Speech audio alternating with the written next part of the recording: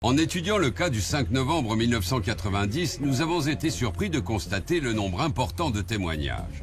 Il y a ceux consignés dans les archives du Centre national d'études spatiales, le CNES, mais il y a aussi tous ceux publiés dans la presse de l'époque qui n'ont pas forcément fait l'objet d'une enquête officielle. Nous avons passé des semaines à la recherche de ces gens qui souvent n'ont jamais voulu reparler de ce qu'ils ont vu. Qu'elles aient refusé de s'exprimer à l'époque, voulu rester anonymes ou au contraire qu'elles aient été au cœur de l'enquête, à notre grande surprise, aucune des personnes contactées n'a oublié cette nuit-là. Et parmi elles, des services officiels, des gendarmes, des militaires, qui eux aussi ont observé l'étrange phénomène lumineux. Le gendarme Yannick Lombard a aujourd'hui 58 ans. Il est à la retraite. L'événement du 5 novembre 1990 est certainement l'enquête la plus inhabituelle qu'il ait eu à mener. Comme la nuit était bien étoilée, on voyait la forme qui se déplaçait très lentement. À fur et à mesure qu'il passait au-dessus de nous et puis qui progressait, on voyait les étoiles qui disparaissaient à l'avant et qui réapparaissaient à l'arrière. À l'avant, il y avait une lumière blanche. Sur les pointes du delta, à l'issue, ça faisait des autres lumières blanchâtres aussi. Et tout le long, sur les côtés du delta, des petits scintillements orangés, avec dans son centre une petite lumière qui scintillait dans le centre. Bizarrement, ça n'éclairait pas le sol. Ça faisait comme un faisceau lumineux. Le contour était très précis, comme un tube néon. On s'est posé la question de savoir ce que c'était. Pour moi, ça ressemblait à un delta. Bon, un delta, voilà, à part un avion furtif, mais c'était trop gros pour être un avion furtif, d'après mon point de vue. Christian Loiseau, pilote d'un avion Air France. Son équipage et une grande partie des passagers ont été les témoins pendant plusieurs minutes d'un spectacle étonnant. L'avion est parti de Paris en direction de Barcelone. À 19 h, il survole la région de Gaillac dans le sud de la France. Nous étions à ce moment-là à une altitude de 33 000 pieds, c'est-à-dire aux environs de 10 000 mètres. C'était un ciel très dégagé, avec une excellente visibilité sur toute la France. Et c'est là que nous avons vu sur notre droite de l'appareil un phénomène lumineux. C'est moi qui ai vu ce phénomène en premier. Je l'ai dit tout de suite à l'équipage, au copilote en place droite, qui l'a vu également, et ainsi que le mécanicien qui était derrière, qui est l'ingénieur navigant, qui s'est avancé et qui a vu ce phénomène.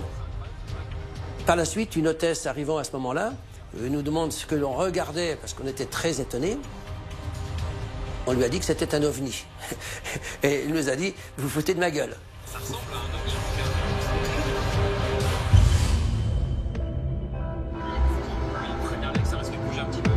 Après, je l'ai annoncé aux passagers qui ont regardé par les hublots, donc les passagers de droite, qui ont pu apercevoir exactement ce phénomène, comme nous l'avons vu. La forme générale était une forme trapézoïdale. Ce système lumineux consistait en des lumières de couleur bien définies qui ne variaient pas dans leur intensité. Il y avait du vert, du rouge. Et au centre de ce dispositif, de ces lumières, on pouvait apercevoir une lumière très très intense, très blanche et très intense.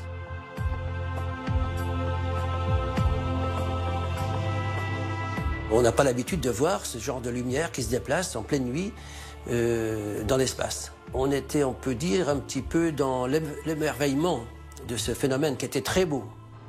Christian Loiseau veut en avoir le cœur net. Il appelle le contrôleur aérien et lui demande s'il voit quelque chose sur son écran radar. Ils nous ont répondu par la négative, c'est-à-dire qu'ils n'avaient aucun contact radar. Rien du tout sur l'éco-radar, vérifié. Pour les professionnels, pilotes de ligne ou gendarmes, la vision de l'OVNI est suffisamment incroyable pour avoir semé le doute. Mais pour des centaines d'autres témoins, le doute se transforme rapidement en conviction. C'est bien un OVNI qui est passé au-dessus de leur tête. À l'époque, Pierre Boidet a 50 ans. Il est directeur d'école. Il est peu enclin à croire aux histoires surnaturelles. Mais ce soir-là, ses convictions vont être ébranlées. Je terminais ma journée, il était 19 h à peu près. J'étais accompagné par mon fils Sylvain. Il avait 11 ans à l'époque. Puis il était venu me rejoindre dans la classe après sa journée de collège. Donc on sort. Et puis sur le perron, il a attiré mon attention en disant « Oh papa, regarde !» regarde là-haut, un ovni. Et à ce moment-là, moi j'ai levé les yeux et puis j'ai vu apparaître une masse noire qui déborde de mon toit, qui avance doucement et puis qui finit par occuper la moitié du ciel visible. Hein.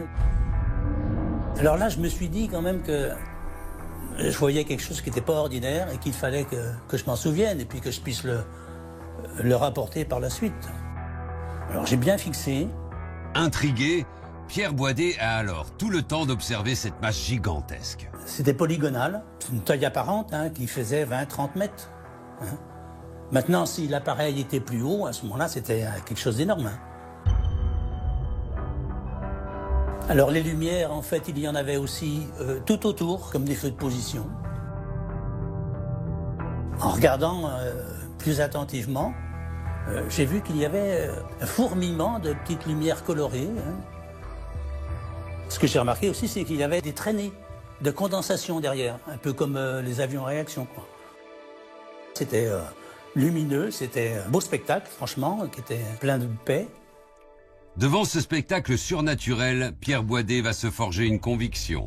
On va employer le terme, hein, c'était un ovni. Bon, un objet volant non identifié, ben, ça correspond. Hein. Envie presque de communiquer, pour moi c'était une visite de courtoisie. Quoi. Il n'y avait rien d'agressif là-dedans, il n'y avait pas de bruit du tout. Moi. J'entendais même pas la circulation qui est toute proche, un petit peu comme si on était dans une bulle de silence. Ce soir-là, à Bad Zendorf, en Alsace, Jean-Marie Keller sort de son atelier pour aller chercher du bois dans sa cour. Je lève les yeux pour regarder l'heure qu'il est, c'est l'horloge du clocher, et j'aperçois des lumières au-dessus de l'église. Une multitude, je ne sais pas combien, mais c'était énorme, quoi. Au début, je pensais, bon, c'est peut-être un avion qui est en panne, qui va se casser la gueule, mais vu la taille, je dis, mais c'est pas possible, ça serait un truc énorme. Vous voyez une masse assez sombre, vous ne voyez pas les étoiles de travers. Il y avait une multitude de lampes qui contournaient l'objet. À l'avant de cette chose, il y avait une lumière un peu plus importante. Hein. Elle était fixe, elle était allumée. Hein. Et l'arrière, je voyais une autre lumière qui s'allumait, s'éteignait périodiquement. Moi, j'étais impressionné par déjà la vitesse, c'était assez régulier. Hein. C'était à peu près une vitesse où un dirigeable se déplace. Et aucun bruit, pas de fumée, rien. Il n'y avait rien qui se dégageait, rien. Ce truc-là s'est déplacé au-dessus de ma tête, juste au-dessus de moi, comme un plafond d'un immense immeuble. Jean-Marie Keller est bouleversé. Les bases aériennes, militaires et civiles reçoivent des centaines d'appels. Mais la réponse des contrôleurs aériens sera toujours la même. Aucun écho, aucun signal n'a été enregistré par leur radar. Dans le ciel, c'est la confusion. Les pilotes d'avion, qui sont témoins du phénomène, redoublent d'attention. En 1990, Jean-Claude Ribes, polytechnicien, est directeur de l'Observatoire de Lyon. À l'époque, il est aussi connu pour ses travaux sur les ovnis. Son livre, Le dossier des civilisations extraterrestres et des émissions de radio l'ont fait connaître du grand public. Ce soir-là, cet homme qui n'exclut pas qu'un jour des extraterrestres puissent venir nous visiter va recevoir des appels très inquiétants. Je venais de rentrer chez moi, il était aux environs de 19h, et puis le téléphone sonne. À l'autre bout du fil, les contrôleurs aériens de la tour de Satelaz près de Lyon. Ils me disent, bon, on est embêtés parce qu'on est à la tour de contrôle, et puis les pilotes en approche nous appellent et nous engueulent en disant, mais qu'est-ce que vous faites à la tour de contrôle? On est en approche et on a un objet brillant droit devant nous. Donc ils voulaient savoir. Alors, bon, je leur ai dit qu'on ne connaissait pas pour le moment, mais que ça pouvait être bien sûr une météorite. Mais enfin, comme ça durait depuis un petit moment, j'ai dit ça paraît peu probable. Ça pourrait être une rentrée atmosphérique, mais enfin, on n'en sait rien pour le moment. Jean-Claude Ribes est intrigué et passe sa soirée au téléphone, cherchant des indices. Le lendemain, il mène l'enquête auprès de ses collègues. Le lendemain matin, j'ai eu alors d'abord 2 personnes de mon observatoire, un collègue astronome et un technicien, qui s'étaient trouvés dehors à cette heure-là et qui avaient vu le phénomène. Objectivement, ils avaient vu 3 points lumineux se déplaçant assez lentement dans le ciel en gardant une forme de triangle. Et l'un d'eux, un astronome, m'a dit « Je reconnais que je pensais à un objet. En voyant ces 3 points, j'ai pensé à un triangle. » Et il m'a même dit qu'à sa honte, il n'avait pas eu le réflexe de regarder si entre les points lumineux, il voyait des étoiles, parce qu'il avait, pour lui, sa perception était celle d'un corps solide, donc il n'a pas pensé à le vérifier. Les professionnels du ciel et de l'espace en ont perdu leur réflexe de scientifique. Convaincus d'être survolés par un immense vaisseau dans le ciel, ils se sont interrogés d'abord sur les caractéristiques de l'OVNI, plutôt que de chercher à analyser ce que leurs yeux voyaient vraiment. Mais là, ce qu'il y avait de particulier, c'est qu'il y avait 3 points lumineux et qui se déplaçaient vraiment sur des trajectoires rigoureusement parallèles.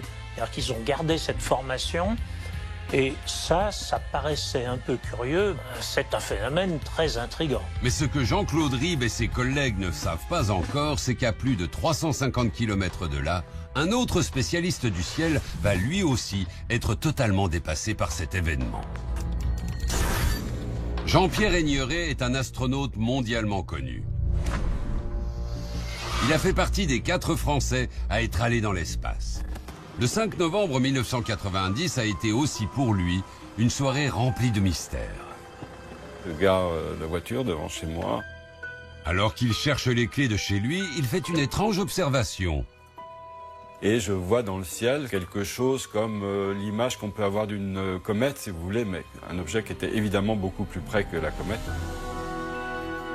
C'était un ciel crépusculaire, vous savez, ces ciels d'été, on voit encore la lumière tard le soir. Ces conditions météorologiques parfaites permettent à Jean-Pierre Aigneret de distinguer très nettement une lueur dans le ciel.